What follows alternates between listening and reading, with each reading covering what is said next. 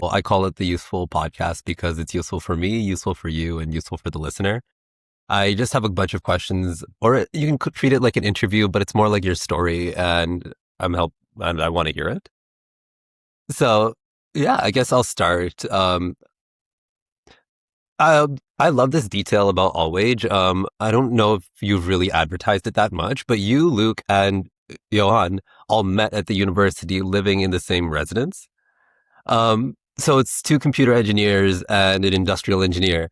What were you guys friends back then? How did the thing blossom back then? Yeah, it's an interesting story. So, we met in Res, and we did have some subjects together, but we became friends there as well. And after Res, we went in different directions, and we came about the project, and the project actually just brought us back together. But it was much easier to start from nothing because we were friends, and we did spend some time together studying. There are still some memories where we would sit on Luke's bed and he would show us how to do calculations in certain subjects. So yeah, some fun moments. Curious, did you guys talk about like working on a business back then, or was this more out of the blue? I think there were like maybe 5 minutes spent on that discussion. In Res, nobody really thought about the future. It was more about just acing a subject and getting through it and having a few beers over the weekend. But after that, when we started working, I think then the discussions became, we just had more of those discussions, and that's when it started basically after Res, yeah.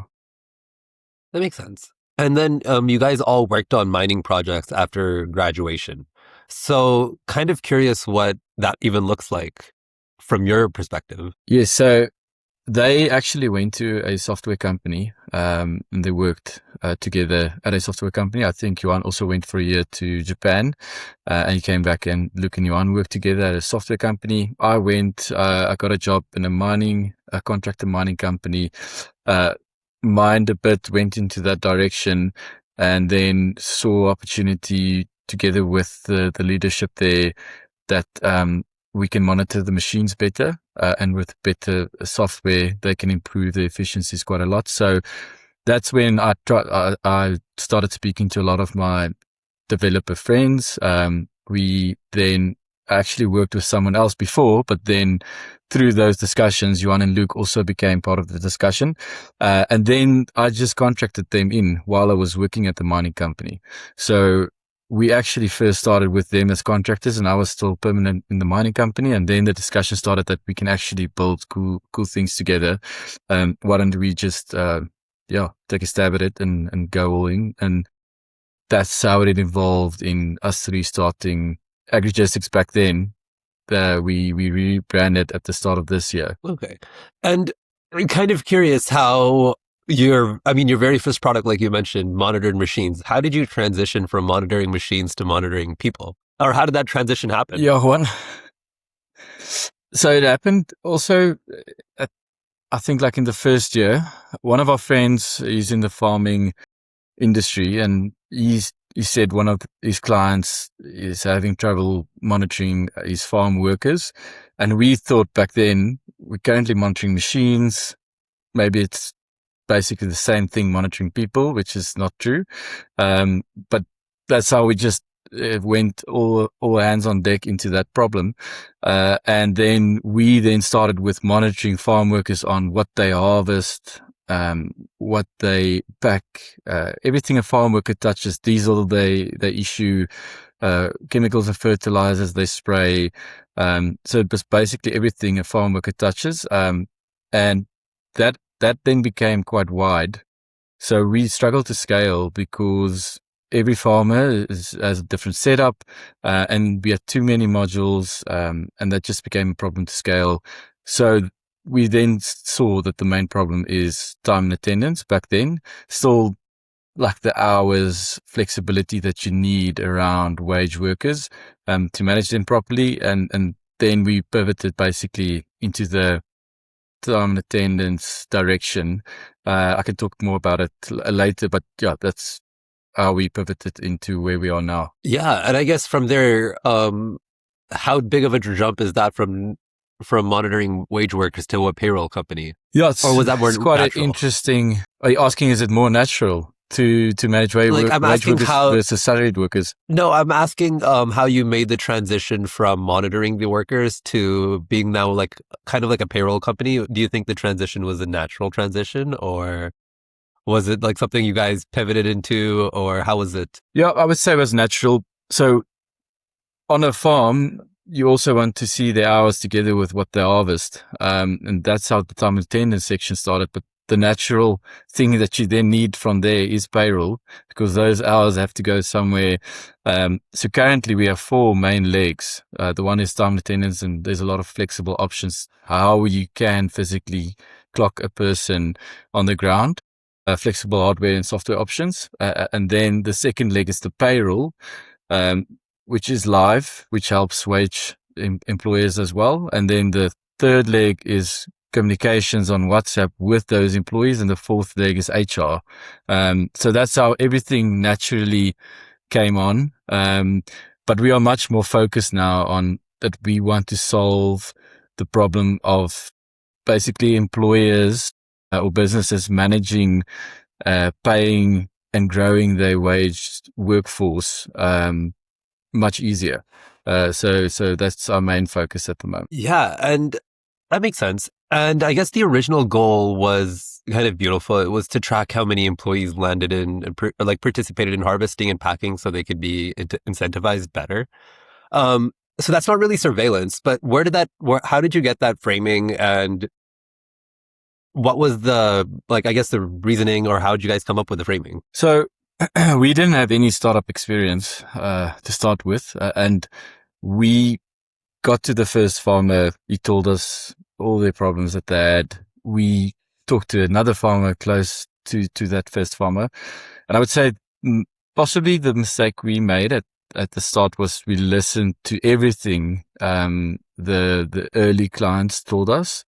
So that's how we went into all those directions, because we want to solve all their problems, and we just knew we had to talk to customers.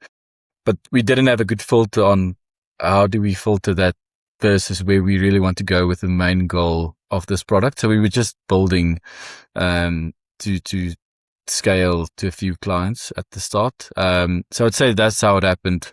The first 10 clients, they brought us in those directions, which is not a bad thing, because then we realized also what we need to go further, but also a bit of a mistake we made at the start. Yeah. It makes sense. And I guess the decision to leave your jobs to pursue this full time, I guess for 3 engineers going full time to build software for farms, and what do you think? How was it like making that decision? Sorry, just give me 2 minutes. Yeah, no worries. Sorry, it's late in South Africa. Kids No running worries. around. Is it your? Sorry, just ask again. Yeah. Like what took you guys like the first decision to make, or the decision to quit your jobs to pursue this full time? All 3 of you. Um, what was it like, and what made you guys make that decision? How did it happen? That's also an interesting story. So I always knew from a young age I want to try and build something. I just didn't know how to start. So that was always in the back of my mind. I think once we started working together, we started having these conversations more and more. And then Luke and Johan, they basically phoned me one morning and they just said that they left their job and they're going to go full out on this thing. And then we decided that I still need to work because we didn't have any clients at that moment. So there was no money to pay anyone. So they said they're going to live off bread and milk. And then we're going to try and get the first few clients in. And then once we get traction, then I will move over. And I think that took about a year that we can actually start paying them. And then for me to actually also move over. That makes sense. How scary was that for you, for them? It was scary. I would say it helped a lot to do it early in our careers. I can't remember the exact age we were, but it was around, I would say 25, 26. We didn't have any massive responsibilities. we didn't have children. I just got married. So that helps quite a lot, but it's obviously scary. But I knew in the back of my mind, if it doesn't work out, I still have a degree that I can possibly fall back onto, which is also not great always, but we try to not have those discussions and just focus on just giving this like 2 years, and then we'll look back and say, it did work or it didn't work. And we had these check-ins with each other. And when we kept on growing, we were saying to one another, it makes sense. Let's keep on going. Doesn't make sense to stop now. And that also helped quite a lot. That makes sense. And now I guess I'm really curious about the problem of ghost workers, because I don't think anyone's ever heard this term, or anyone listening has probably ever heard this term. Can you explain what it is and give us a story of like the problem it causes? Yeah, so I think the term also resonates a lot with third world countries, where there is a lot of wage workers and people that are uneducated and lower salaries, and you have all those type of problems. But so what usually happens is we get businesses, they have a lot of different sites in a lot of different areas. With some of these places, they don't have internet or power. So it's very, very rural. And then some of these people would try to get a friend into the company. They add them onto the time and attendance register. Because it's so disconnected, the people in the office, they just see there's a new name. They think that the managers add this person because they're already working. They add that person onto the payroll. And like a few months later, if the management in the office reviews all these sites or audits all these sites, they see that there's like 20 ghost workers, or whatever number there is. And that's quite a big problem. And we try to solve the disconnect between all these sites in these rural areas. So it's easier for the businesses to manage their employees, but Is also this more like wage theft? Yes, yeah. It's we are only focused on waged workers. Yeah. No, I mean wage theft. Is this basically, or is it Wage like theft. impersonation? Yeah, you can call it that as well. We just call it ghost workers. That worker doesn't exist. Yeah. The other, if you move into the direction of wage theft, is people try to steal hours. That also happens sometimes, and it's usually a small amount of the workforce. What we've seen is the bigger amount of the workforce actually wants to work. They want to earn their salary. They want to be loyal. They want to stay on with the company and help their family. But the smaller amount of people that want to steal and try and manipulate the system, they would try to steal hours sometimes. So they would clock in early. If you don't have a proper system in place, they would lie and clock in early and jipper the system, and also clock out late. And then they would steal overtime. So that's why you need a proper flexible system. Those are just two problems that we're discussing now, but there's quite a lot. And it is a big value to manage these employees well. And then you can get rid of those people that are manipulating the system and only focus on the people that actually want to be there and grow them. That makes sense. And you also have this really cool, I guess I would call it a ritual at this point. Before you sign every client, you talk to them about their issues, and then after you talk to them, and then if they say no, or I mean, the answer has to be no. Like, I guess, where did that discipline come from? What made you even go through with that exercise? Yeah, so we're actually busy changing that now as well.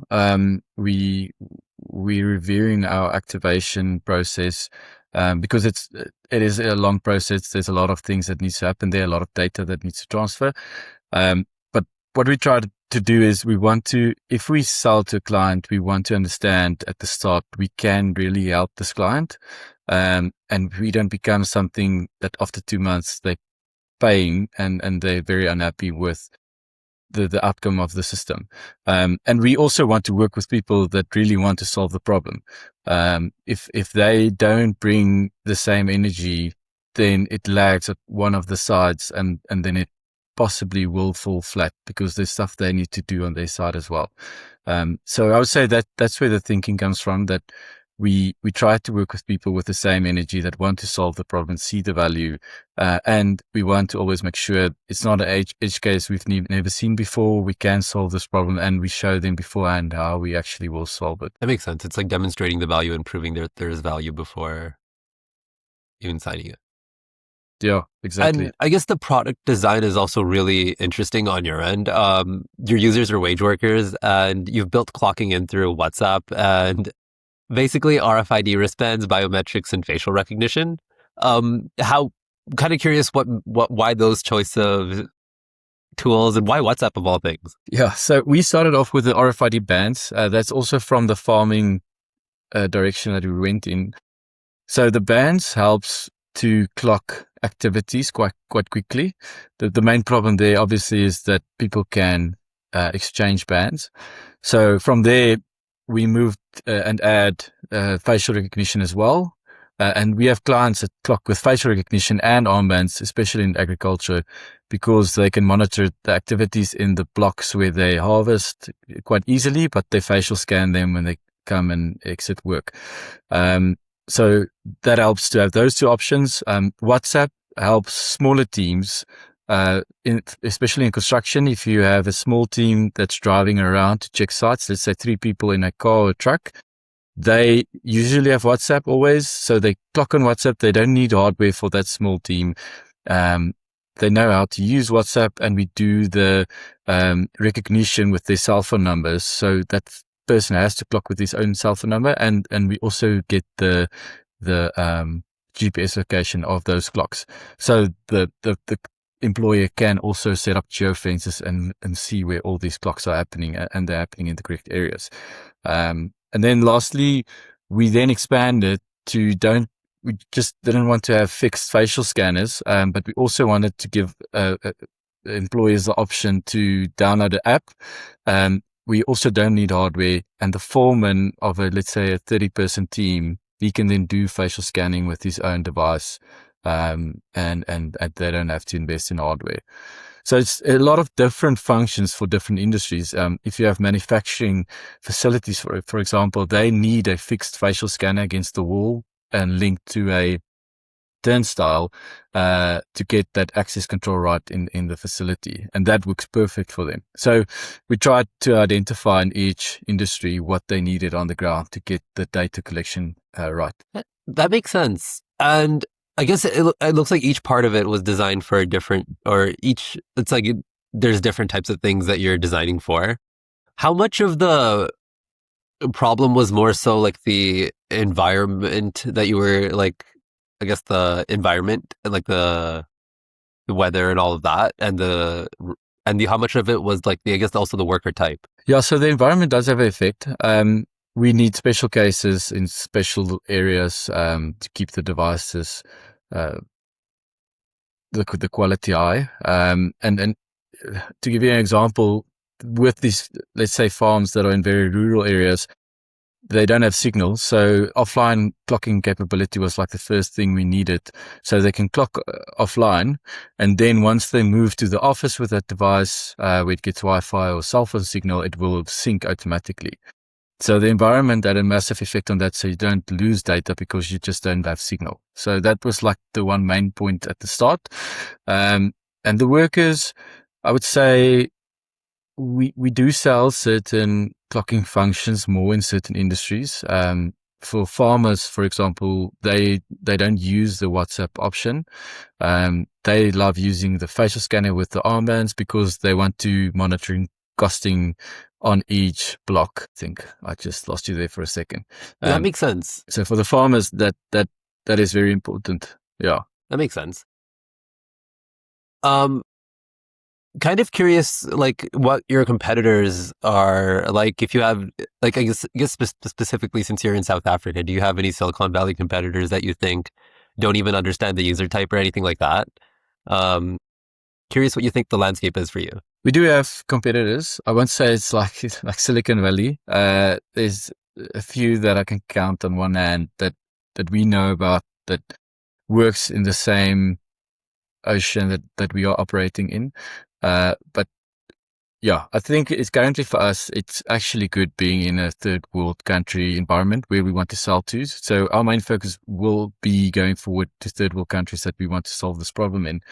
And I think with AI, especially, all the focus or most of the focus is in first world countries, all the massive problems that are happening there. And I think the lag of development will definitely also be in third world countries. So it almost feels like a safe space to operate in.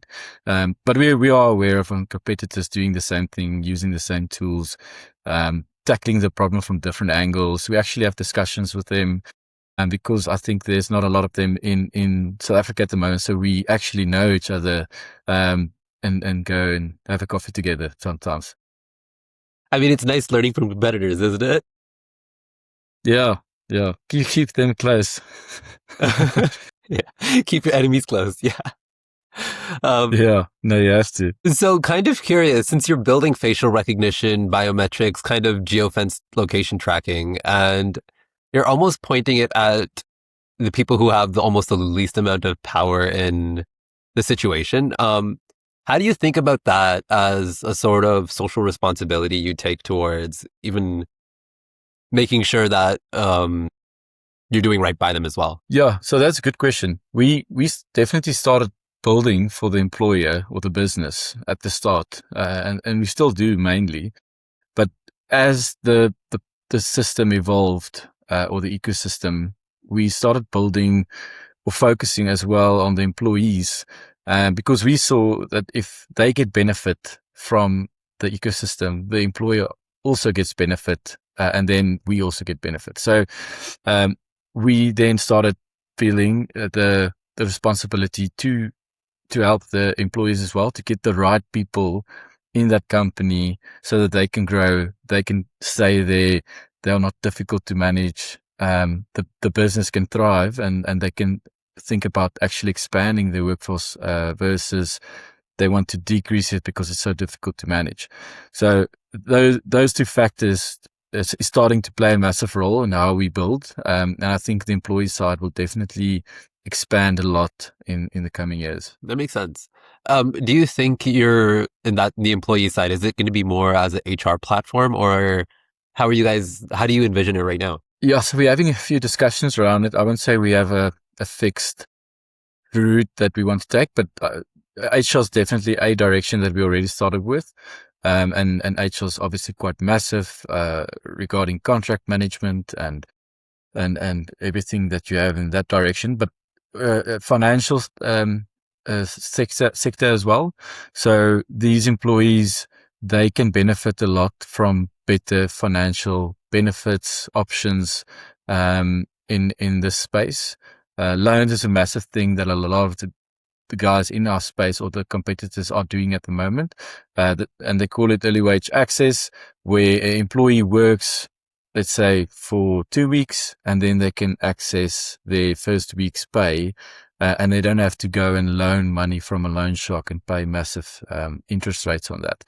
So that's something that's getting quite a lot of attention in our space at this moment, and we are also looking at that, and then that will open up the financial sector side for the employees. That makes sense. So I guess my next question is actually about how you built the business, because I think it's pretty unusual. It started in your own free time. You took a really small amount of money, and now you're profitable with no real big raise. Do you think that was all by choice, or was that necessity, or just how the cards played out? No, I would say it was definitely luck as well. So the one massive thing that helped us a lot was, I was traveling with my wife one holiday, and at a backpackers, around the backpackers, on in Eastern Cape, I met this guy that seemed very interesting, and he started sharing books with me, and we had a long discussion. I took his number, and I told Luke and Johan that I met this guy, and I didn't know who he was at the time. And we started reading the books that he gave to us, and this was very early stage for us as well in the company. And it turned out he was quite a big figure in the startup space in South Africa, and we then started chatting with him, and he just saw that we have high agency to really get the work done. And then he was like one of the early angel investors in the company, and he helped us a lot with when to raise, when not to raise, how to try and grow this tech startup company. And yeah, I would say that was like the massive luck point that we struck. Obviously we did make the jump and we did all of the things, but I would say from our side, what we did right was the high agency. That was a massive, massive win for us. That makes sense. And I was actually going to ask you if, like, do you find that any investors gave you anything more valuable than cash? And I guess that one investor was much more valuable than the cash they gave. Yes, and still, so he still meets with us like almost every week for an hour, and it's become so uh, almost like we are almost like friends at this stage. So it's a very open conversation. It's easy to share. It's easy to be judgmental, to be straight, and yeah, that helped massively up until today, and I can't see it stopping anytime soon. So that is a great hack. And do you think being profitable helped changed your thinking on how to move forward? Like if it was different from a funded Yes. business. Yeah. Yeah. So because we didn't raise a lot of capital at the start, I was very anxious every afternoon because you don't have a lot of uh, burn space. So yeah, that was very difficult at the start. Once we became profitable, it was much easier to think longer term strategy, um, and think about every like function of the business, how we can improve it. Where at the start, when you burning cash, you just think about the next client you can sign and retain them.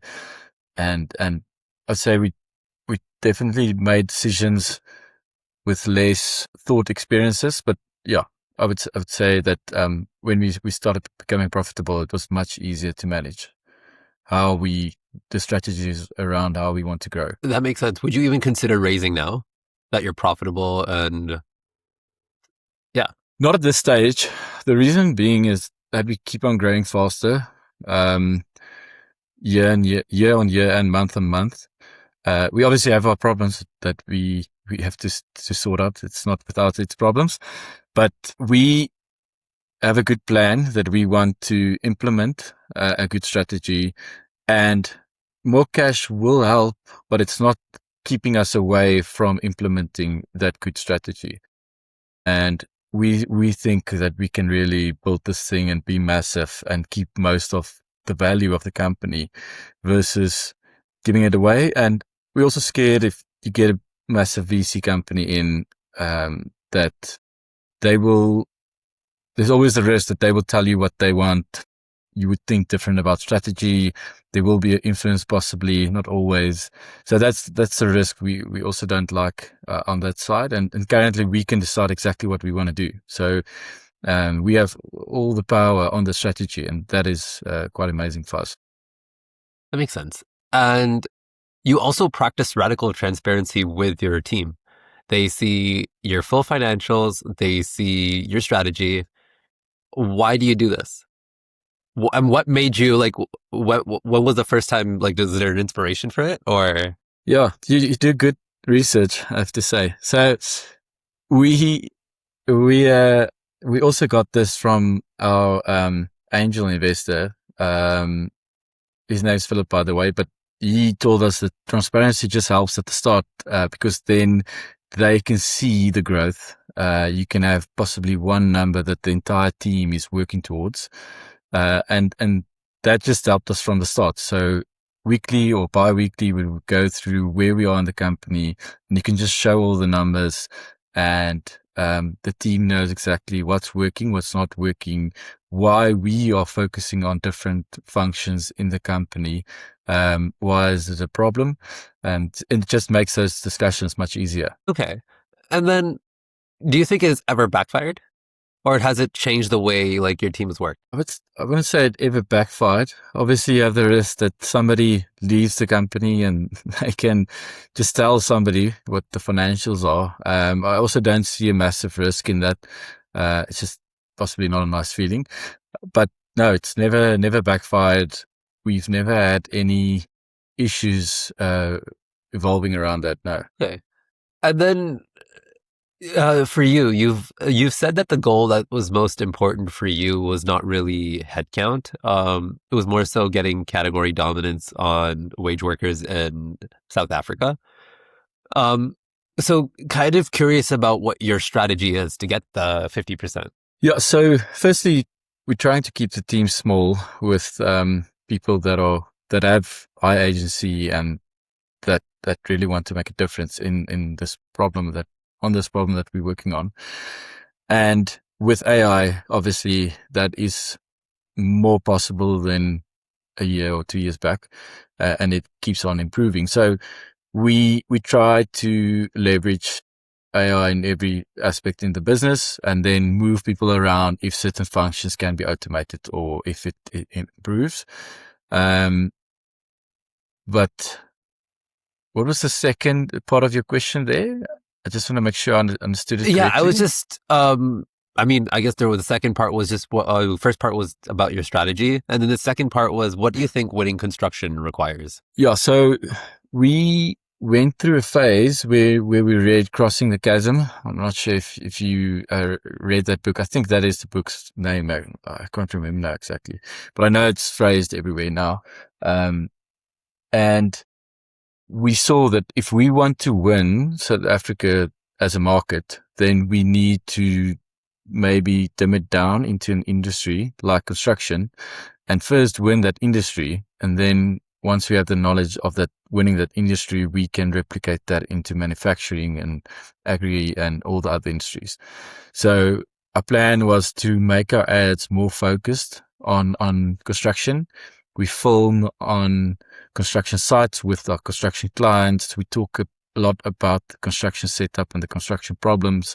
So the marketing's massively pointed in that direction. We still get leads in from all industries, but it has shifted more now to construction, where in the past it was agriculture.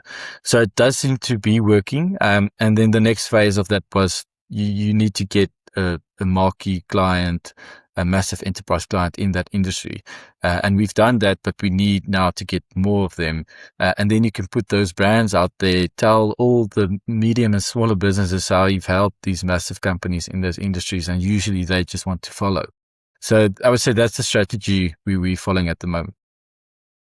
That makes a lot of sense. And your ideal, I guess your ICP is a company with 25 to 2,000 wage workers. You've said everyone ignores this. And that, why is that the sweet spot? To me, it seems like a massive gap, but why do you think that's a sweet spot for you guys? And what do you think enterprise software really gets wrong about them? Yeah, so I can't remember where I said it, but yeah, 25 to 2,000 is what we're selling to at the moment, but our sweet spot's more like 25 to 600 employees, I'd say. That's where we sell to the most. A lot of our competitors are also focused on the big companies, the big brands with 12, 15, 20,000 plus employees. And we just feel that all these companies are missing out on the small to medium sized companies. There's obviously a lot of disadvantages as well. Sometimes they don't have any structure. They don't have an HR person. It's a one-man band. So you do have those issues in certain industries with the smaller type of clients, but we try to set it up so that we can help this section of waged worker businesses. How do you get construction? How do you get a construction company? Like, how do you get into that? Like, in my experience, construction's always been an industry that's sort of all been on paper, all been sort of wishy-washy. Um, kind of curious how you guys are dealing with that. Yeah, so interesting. Most of the industries, or a lot of the industries, are still on pen and paper. I'd say it's like a 50% ratio that it still happens. But with, let's say, a construction company that's on pen and paper, we usually then start with just how they manage that process. Did a person just sign in and sign out? So obviously it wasn't accurate because they can sign in and sign out anytime. Did somebody check those sheets? How did it get back to the office? And then we try to involve all the right stakeholders to then set up our system, take them through almost a similar setup that they used to, but everything's just accurate. And then we try to show them the value of, because you can now see the clockings 9 o'clock in the morning. Now you can go into each team and see, okay, these 3 people, they didn't clock in or they clocked in late, and you can start discussions with the manager. So there's also a consulting section that we have developed over the years where we consult clients to tell them, while we onboard them, what is good practices here? Where will you actually see value once you've implemented the system like this? Yeah. That makes sense. I guess you're educating your user on best practices as Yeah. well as implementing it. Yeah, And definitely. going back to what you said earlier on, this was kind of, I guess I'm curious about this as well. You've mentioned that there's loan sharks or almost wage workers being bombarded with loan sharks. Kind of curious about the problem in general, if you could explain it. Yeah, so because these people, they don't get a lot of wages, the minimum wage is quite low in South Africa. So let's say they make around 5,000 Rand a month for the hours they work, which isn't a lot. Then they usually don't have enough money to spend on their family or on education or whatever the reason may be. And they then loan from loan sharks, and while the interest rates are so high, so they keep on loaning from these people, and then when they get to a stage where they can't pay them back, they move away or they run away, and the employer then also, they lose their workers. So what the companies are doing with the early wage access is they giving them access to wages that you've already worked for, and the interest rates are very low versus a loan shark. So that's how that problem is being solved at the moment, that they get the benefit of lower, it's not a loan, but they get access to those funds. And then the employer is happy because he doesn't have to worry about people running away. And the other part of that is as well, some of the employers, they loan money to the employees themselves.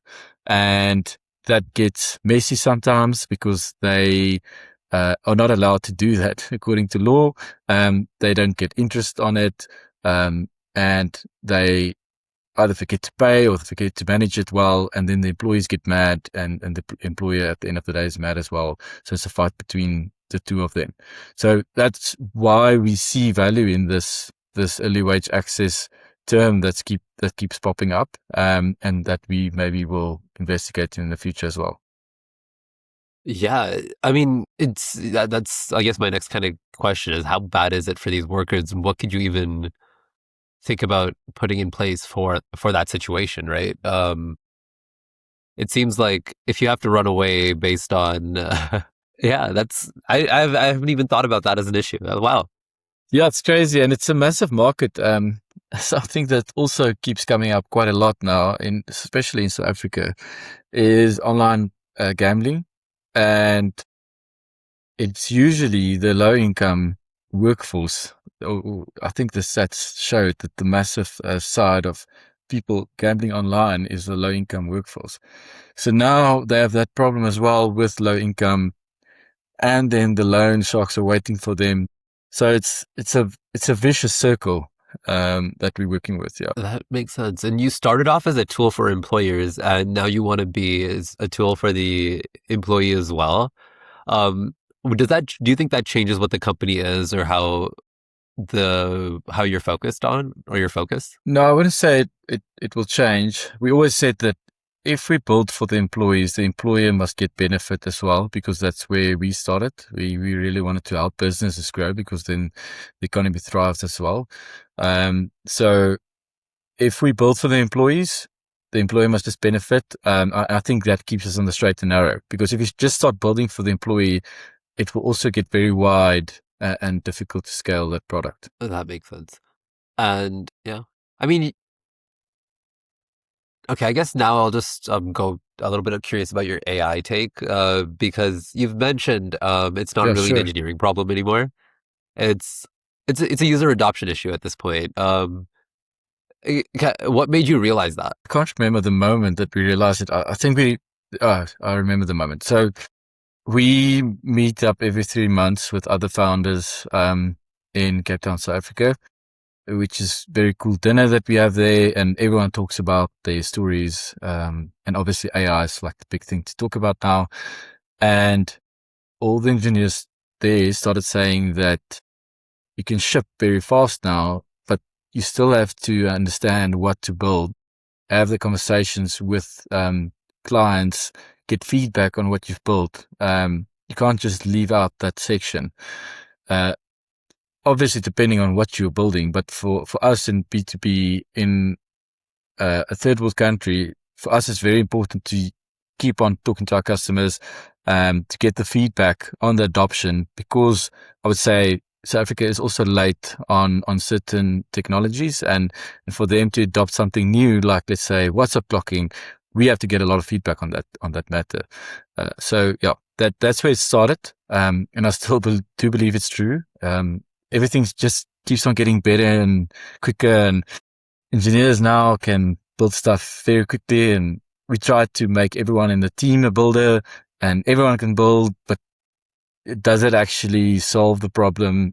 And you have to close that feedback loop on how does it solve it, and what is the value that it creates at the end of the day. Yeah, and how do you even measure like how much time AI saved, or do you measure it as a team? Yeah, we don't really monitor the time saved. Are you referring to what our clients get out of it, or our internal team? Like, I guess internal adoption. Do you have AI in your product? Yeah, so we started off with firstly building it internal for us, starting from marketing, sales, onboarding, and obviously engineering and product. So that's where it started. We were then able to scale with a smaller team. Everyone got more efficient. Certain job functions we replaced. And then we moved the people around. So um, we didn't leave anyone out, which helped us a lot as well. Because if you actually replace a job function, that person can be very valuable somewhere else, and they don't have to do a nuanced task. And then we started looking at adding the AI into the product. So this is the stage we are in now. We obviously work with a lot of sensitive information. We capture a lot of sensitive information, and we work in a way that we have a lot of conversations with clients, identify what's the thing we want to build really well, build that thing really well, go back to the clients, review it with them, figure out what's the next thing to build. I would say most of our time goes into conversations with the clients at the moment versus building. So yeah, that's how we manage it at the moment. So we are slower implementing AI throughout the whole product, but that phase has started now, and it keeps on growing out. And behind the scenes, what's the hardest part been building this throughout the last couple of years? I would say saying no. So everything seems important because we work with a lot of different functions and factors and stakeholders throughout an entire company with a lot of employees, that everything feels quite important, and we have to decide what's the next thing to build. So I would say that's the most difficult is figuring out what's the next thing to build to get the most leverage out of. And the main problem we're struggling now with, which is also a difficult problem, is activation. So how do we activate clients very quickly, showing them the value, getting all the disconnected information that's on pen and paper, and sometimes nothing's digital, onto a system, and make it very efficient, and get all the stakeholders onto that system. That's the problem that we are trying to improve on now, to just be able to move quicker. That makes sense. And you also, I mean, you've talked about people across Africa. So Namibia, Mozambique. Kind of curious where else you plan, or where do you think you plan to actually, where else you think your product would actually be useful across? You mentioned third world, but is there any specific areas you've already thought about? Yeah, so we also spent like 10 minutes on this discussion in the past. We just said that well, countries is the focus. We stopped selling to countries out of South Africa, just for the reason that we want to win South Africa first. We don't want to lose focus in other countries. And then we want to replicate what we've learned here. And the market's quite big in South Africa as well, because we focus on so many industries. There's a lot of businesses. But I would say you can throw any country in there that has a lot of businesses with a lot of wage workers. Brazil, Spain, Mexico. Yeah, there's a lot. And then almost the entire Africa. Obviously you get smaller countries and bigger countries, but Kenya and Nigeria is a massive market as well. So yeah, we're not sure yet at this stage, but But we are 100% focused on South Africa. makes sense. And it seems like South Africa is already big enough, or I guess is the biggest market in that they're in Africa, I guess, in general, but in that region too as well, right? Sorry, what region are you referring to? Just Africa as a whole. Oh, yeah. South Africa is definitely one of the, the top companies to target in Africa. Nigeria is massive as well. I saw a stat the other day that I think their construction sector is growing quicker than ours, if I'm not mistaken. Don't quote me on that. But yeah, there are other big players, I would say like other 2, 3 big players that are on the same level as South Africa that we can target in Africa. Yeah. That makes sense. And now 6 years in, you're profitable with around 50,000 wage workers you're supporting. Um, do you, what would you think? I mean, did you think this was possible? And what, yeah, I guess I'll let you I answer, go definitely for it. didn't think we're gonna build payroll for wage workers. That was not what we were thinking about when we started. The problem definitely brought us here, but we now just feel that we have something that's working, obviously, and we have to solve this for the companies that we are targeting, the employees that work for them. That became part of the story that we want to solve now. And yeah, thinking back, it now that we are at this stage, nothing feels different, but it is in practice, but it still feels the same as the start. Mostly, it's weird. It.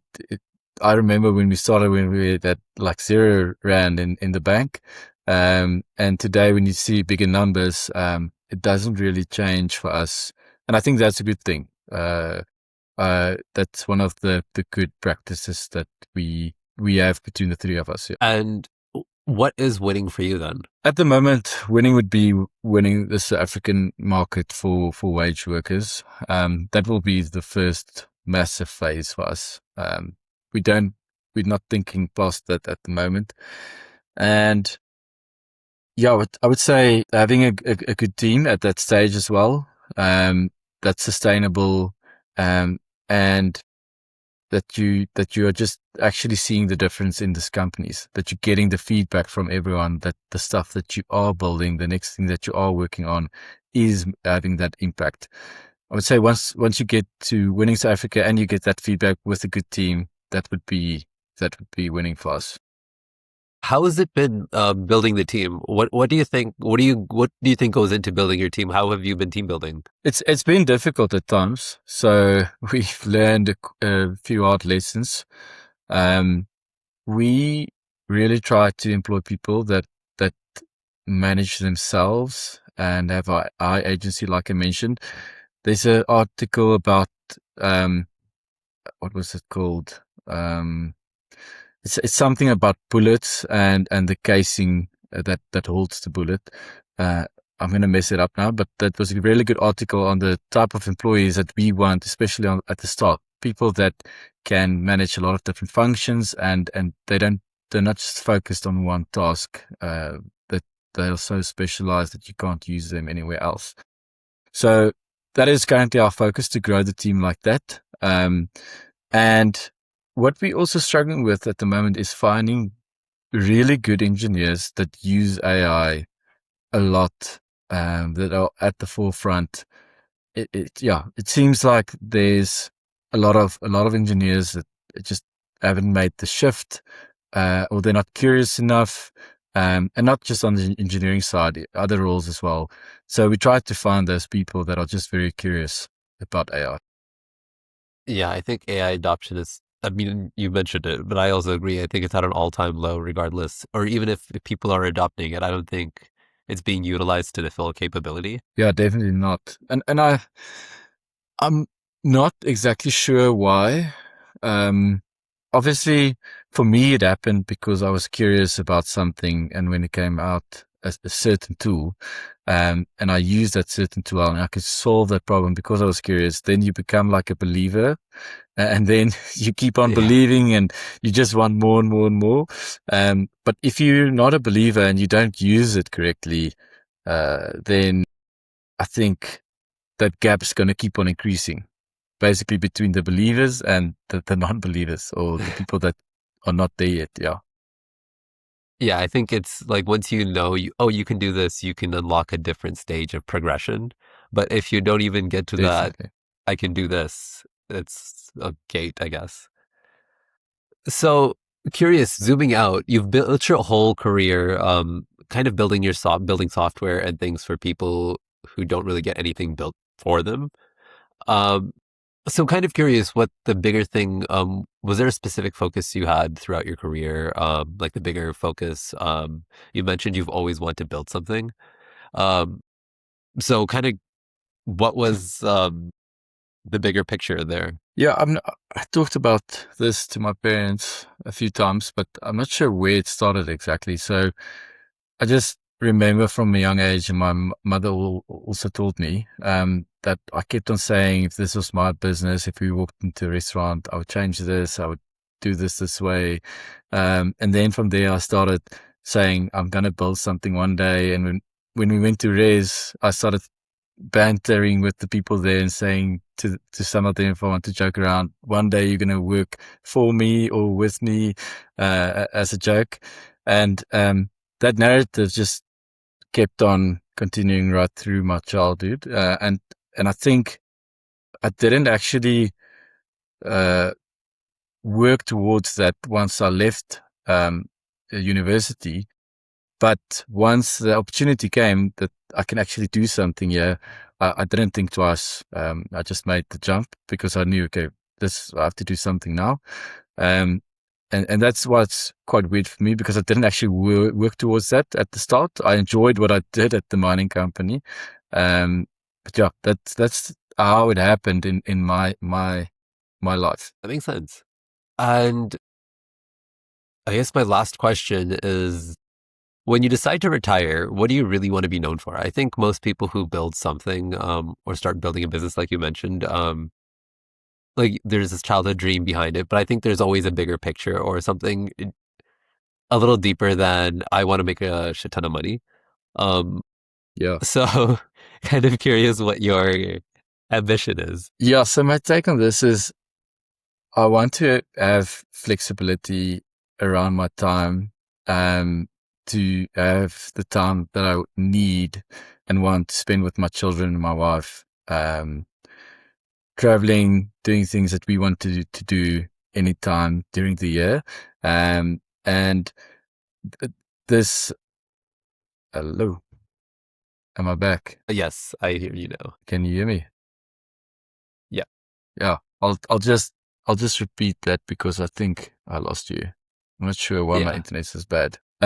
Yeah, so just my take on this is that I want the flexibility to spend more time with my family, traveling and doing the cool things and adventures there are in the world.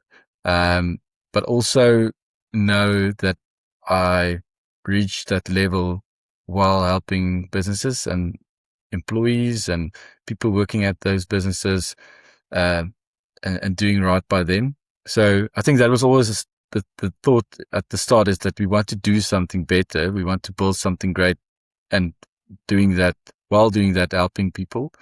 We didn't know what the end result would be, and I'm not sure we're there at the moment as well.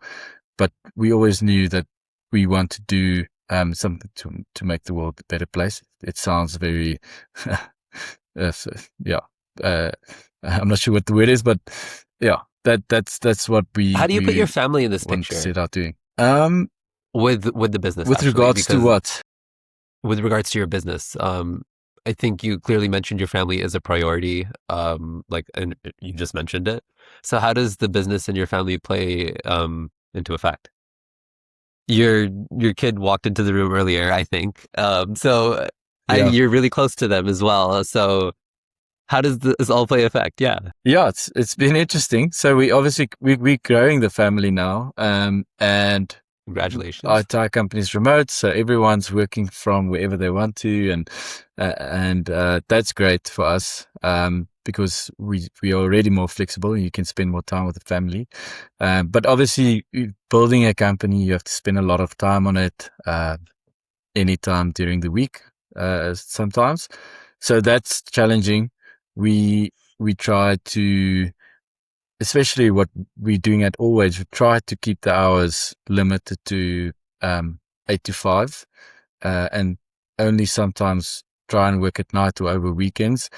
And that's worked very well for us, just to be more productive with the time that we have, and don't force people to work outside of those hours. So we expect a lot from people in working hours, but we try not to force anyone outside of those hours. Yeah. That makes sense. And I actually love that.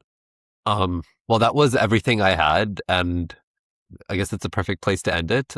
Thanks so much for hopping on, and I'll just end the recording Yeah. right